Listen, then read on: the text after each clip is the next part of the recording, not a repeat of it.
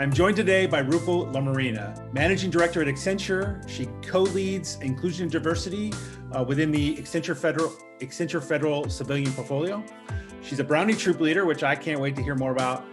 She's on the board of Aspire After School Learning. She spends a lot of time with her family and picked up a few new skills during COVID. Specifically, she's learned to crochet and do brush calligraphy, which is amazing.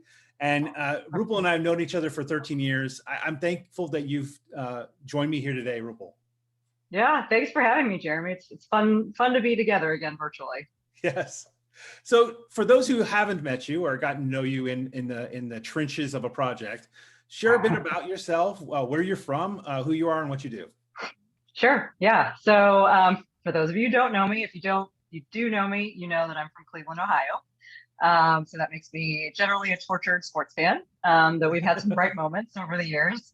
I went to school at Ohio State. So if you catch me walking down the street, be sure to yell OH, and you'll get an excited IO back from me. I've been living here in the DC metro area, for coming up on 20 years or so. So it's hard to say I'm from Ohio, but that's still the case. I've got a 9-year-old daughter. I'm married, and live in Arlington, Virginia. From a work standpoint, I've been working with Accenture for 20 years coming up this fall, which is kind of hard to believe. I started out of the Columbus, Ohio office right out of college, and this was multiple economic downturns ago, but at that time there was a lot of demand in the federal market, and as it turned out, my future husband was here already in law school, and so it worked out really well to make the move to DC. I think aside from that, with Accenture, you mentioned the civilian inclusion and diversity co-lead role. It's obviously a really important topic. Recently took that on, and I'm excited about the work we're doing, to help support those initiatives within our company culture. What else did you mention? The Brownie. The Brownie Troop Leader. I mean, yeah. How did they rope you into that? They always try to rope parents into those sorts of things. I did get roped in when my daughter was in kindergarten from another fellow mom, and we were both new to the Arlington area. I lived in Rockville for about 14 years, and as my daughter was coming to kindergarten age, we made the move to get closer to the city. So it was a good way to get to know some folks, get to know families. So took on the Daisy Troop Leader role at the time. We're in the Brownies now. We've got a troop of 20 or so girls. I've got 2 amazing co-leaders. One is another mom in tech, and the other is a surgeon, an ear, nose, and throat surgeon. So it's lots of busy folks, but we have a lot of fun. We've been doing a lot of really interesting activities this year. And I think with the pandemic, we had to, obviously, like everything else, adapt and do a lot of things virtually, but we've done some really cool robotics activities and some coding activities with the girls that they've really enjoyed. The one coming up this month is about bugs. So right now I've got some caterpillars growing and cocooning in the hallway, and we're gonna release those in a few weeks. So yeah, it's a lot of fun and a good way to stay involved with my daughter and her friends. So I enjoy it. So tell me about Aspire, because I'm not familiar with them. Yeah, so Aspire After School Learning is a nonprofit organization here in Arlington. I learned about them a few years ago, and they serve children at the same age as my daughter, so essentially 3rd through 5th graders in elementary school in underserved communities. And this age group is kind of that critical point for reading and literacy. And so the research shows that if they can master reading concepts at this age, they're going to be much more positioned for success and have a higher likelihood of graduating from high school. So there's an after school program where the kids can go for support, help with their homework, a hot meal, which is really important, and it's a really wonderful community and support network for families that need some help. That's fantastic. So before all of that, though, and you starting in Cleveland, what made you kind of look at the IT as a possible career, or make that decision to get into the IT field? Yeah, so it's an interesting story, and I think at the heart of it, I have my dad to thank for where I am today. I think my first foray and exposure to technology was when I was, I think, 6 or 7 years old. Came home from an extended summer vacation in India. My mom and my sister and I, went there for the summer. Couldn't work remotely back then, so my dad stayed here. Right. And we came home, and in the office was an Amiga Commodore. And I don't know if you remember those. I do. But it was, I remember my mom saying, "You spent how much on that computer?" So that was the first time I'd ever seen a computer, and I learned how to pop in the boot disk and the kickstart disk, and it felt like it started very quickly at the time. It was amazing. It was, not very many folks had computers, and I used it for gaming, and the video quality was amazing for the time, and Right. I played Marble Madness and King's Quest, and learned how to type on that thing. So I think I've been exposed to technology from an early age. um, One of the things I would say, though, is coming from, and this is a cultural thing, coming from an Indian family, there was a lot of interest and energy in going into the field of medicine. And Right. my family is a set of engineers, and we've got lawyers and statisticians. We had no doctors, so I think there was the hope, that maybe I would go into the field of medicine. And we had a lot of family friends, that were our family doctors, and a lot of my playmates growing up, were going into the field of medicine. And so my parents were definitely encouraging me to also look in that direction. And in Kent State and Akron, those are two colleges nearby to Cleveland. They have a 6-year medical program. So you could get your medical degree, you get your bachelor's in like a really compressed 2 years, and then go get your medical degree and quickly become a doctor. And so kind of gentle suggestions. Why don't you apply to it? Such and such went there. Why don't you try it out? Like, okay, I'll apply. Got on the wait list, and I was kind of secretly glad about that. And then I got off the wait list. And so we had a lot of hard conversations as a family. Got calls from uncles of like, "This is an amazing opportunity. You should go for it."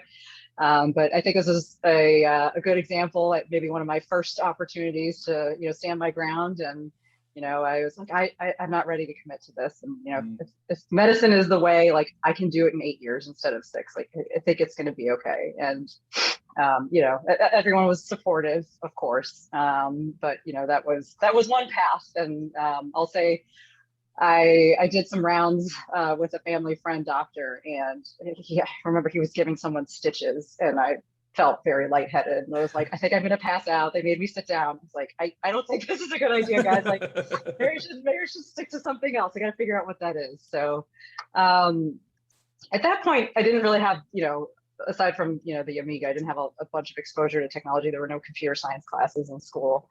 But my dad is a chemical engineer and a statistician by trade, and he he's even today retired. He's always on his laptop dreaming up ideas, and he's been leaning in on how can he automate the research that he does to help the chemical industry, right? How can I do experiments faster? How can we have the machine generate output so that it doesn't take a scientist months and months and months to come to a decision? And so he started his own business while I was in high school, and I had the opportunity to work with him the summer before college and just learn about the working environment of the office, and try out some things from from a technology standpoint. So that was, I think, informative as well. And then when I went to Ohio State, I think it was my second quarter. We're on a quarter system there at the time. I took my first computer science class, CIS 101, I think it was, and it was learning Pascal. I'm so old. I remember Pascal. I know you do. And I think it was just the instant kind of gratification of coding and seeing if it works.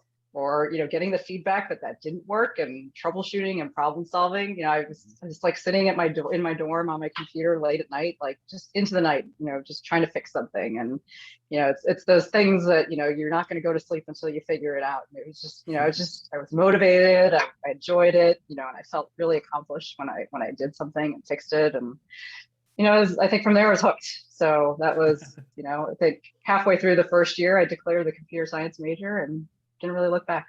Wow. And how many other computer science majors were there in your family before that? Good question. Not too many? Not too many. Yeah, I might be the first. They were pushing you towards doctor, which I understand. I've interviewed some other friends of mine who are like, they grew up over in India, and they had two choices: doctor or IT, or engineer. Yep. Doctor or engineer, I guess. And IT could fall kind of a sub engineer, if you will, depending on the type of engineer. Yep. Yeah. Yeah. Now we've got a lot of computer scientists in the family. So, but then my sister just went off on kind of a more kind of Bachelor of Arts path, and she's like, no, forget the science thing. So she's always paved her own way. So yeah. So maybe you're not quite so much the black sheep for not going into medicine. For sure. No, I'm not. So that's interesting. So, and then from there, you went directly into Accenture? I did. Yep. Wow. That's a good story. I mean, people have a tough view of the work we do, right? It can get hard and tough at times, and then people just quit their company and go to another company. The fact that you've been with the same company says a lot for the company and for you as well, in terms of how you adjust and interact with them. So that's not a bad thing. Yeah, no, it's one company for 20 years, but if I've had 16 jobs, over the time, and they keep changing and evolving, and so it's certainly not the same thing. Right. And there's the common thread of a lot of the same people, but we keep changing and doing different things, and so you've got some of that connective tissue, which I enjoy, but you're constantly being challenged to do new things with new clients and teams. So it keeps it exciting. True. All right. So, since you've been in the IT, well, I asked everybody this question, so it's not like a surprise, but you've been in the IT field for a while now. What's something that we do in IT that if they came to you, Rupal, and said, Rupal, today you get to be the big decision maker, you're affecting the whole industry, what's something you would change? It's a good question. I don't know if it's a hard pivot. I think something I'd want to see more focus on and more attention to is just, increasing the number of women in the field. I'm super fortunate to be, surrounded by amazing leaders, female team members, at all levels in my company. But, we recognize we have more to do to increase the diversity, along with the rest of the field. And actually, I guess one question for you, if I can turn the tables around a little bit, I think, your daughter's career journey is why you started this podcast in the first place. Is that right? That is right. She's a senior in high school this year in an IT program, and wants to go into the IT field like us, right? She's very excited about the same reason for you. She codes in Java classes now, and it's the same thing, right? That joy, that euphoria you get because you figured it out. There is the depression side as you're trying to figure out sometimes, but the euphoria when you do figure it out is driving her to want a career in IT. Yeah, no, that's great. I mean, I think that she's the kind of person I'm wondering about and worrying about a little bit right now, is because we're still not doing a great job of balancing the numbers in this field, and I guess I was doing some research and reading some research, and ran into some interesting data points on this. So I'll ask you a question. If I tell you in 1984 that 35% of the technology workers at that time were women, what number would you say holds true today? Oh, and wow, 35 in 1984, and I think that I'm surprised. I think that I'm surprised it was 35% because sounds like a lot, right? Yeah. It does sound like a lot, and so based on that, I would say it's not much more than 40% today.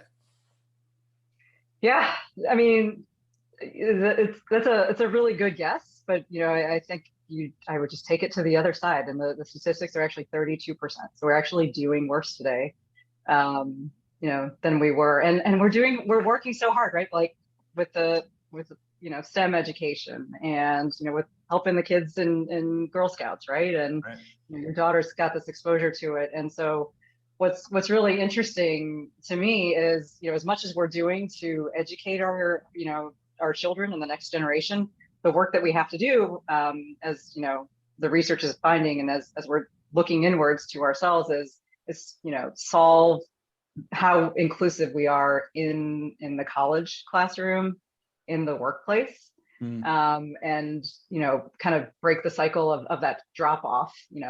Maybe the women get into the field, but they don't stay. Right. So by 35 years old, right, you're maybe have a family, and have other obligations. I think about 50% of women are dropping out of the field right now, and so that's something I would like to fix. And I know we're working hard at it, and looking at how do we change the culture, right? When do we schedule meetings? Let's not have meetings right in the evening. Let's do it over lunch, right? Let's really focus our hiring practices and our retention practices on solving that problem. And for me, I get a lot of energy out of talking to folks like you, and talking to new hires and team members, to share my journey, because I have been here. My daughter will tell me I don't have great great balance, but it's hard, right? But I think there's ebbs and flows, and I figured out when to lean in, and when I had a young child, when I wanted to maybe do a little bit less, and I think having some of those real conversations help some of my team members think about how they want to position themselves, and when they want to put their foot on the gas, and when they want to slow down a little bit. And I think those types of conversations are helpful to keep women working in the field. Yeah, and it's timely, right? With COVID, with us all teleworking, we're all remote working for the most part. It's a great opportunity to say, why can't we continue that? I mean, just because we're allowed to go back to the office doesn't mean we should go back to the office. By women working from home, they might have greater flexibility to be at home when the kid comes home from school. Same as the father does. I'm not trying to say that's the mom's responsibility. I absolutely loved it when I was here, when my kids came home from school. So, but it gives us as parents that flexibility, especially in dual working homes, that if we're working from home, when they come off the school bus, we're more here. Yep. And therefore, I don't have to just quit the job, or we don't have to make compromises and try different jobs, right? So yeah, exactly. Yeah. Although, man, I think I'll appreciate getting back into the office and being able to unplug and say, I've got to go pick up my kid from school. Yeah, I don't know. I'm actually the other side of that. I hope never to go back to the office. I've told my boss this. I'm like, if you never require me to come back to the office and make a commute, you're not going to get a complaint from me. You're certainly not alone. I think the shift is here to stay. So yeah, I mean, certainly, do I want to go in occasionally and have an in-person interaction and lunch, and drinks after work or something? Sure, absolutely. Yeah. But for the most part, I think we've all, especially within the IT field, right? We're unique in that we're information workers most of the time, and with the cloud, most of our stuff's not even in a facility anymore, and so we're in a unique position to be able to facilitate remote work better than maybe other careers. Yeah, no, absolutely. Yeah. All right, Rupal. So where do you see yourself going? Where's Rupal headed in her career, or in all these things you're involved in? It's a good question. Every time I'm asked this, my answer is always, well, I don't really look more than a couple of years out at any one time. But I'm having a lot of fun, in the roles that I'm in right now. I think, I'm excited about, some of the, changes that, are on the horizon. The technology keeps changing. We keep building, stronger teams, that keep doing, more incredible things. So I'm excited to see how that evolves, and, do, even more meaningful work for our clients. Just like you, I love the longstanding relationships with my teams and my clients. It's, we spend a lot of time together. And, it's nice to enjoy the people you work with. So, I get a lot of energy out of that. I'm hoping to get more involved in the community. I think that's still a balance I'm, working to sort out. I think the work that Aspire does is incredible, and would, hope to get more involved with them and other similar organizations in the community, in the years to come. And that's, I think a big part of the fabric of our corporate culture is, giving back and, contributing in a variety of ways. So excited to continue to do that. Well, fantastic. Thank you so much for joining me today, Rupal. This has been a great conversation. It's always fun. It's always great interacting with you and catching up when it's been a gap in time since we saw each other. So thank you for coming on the podcast today. Yeah, thanks for having me. It was fun.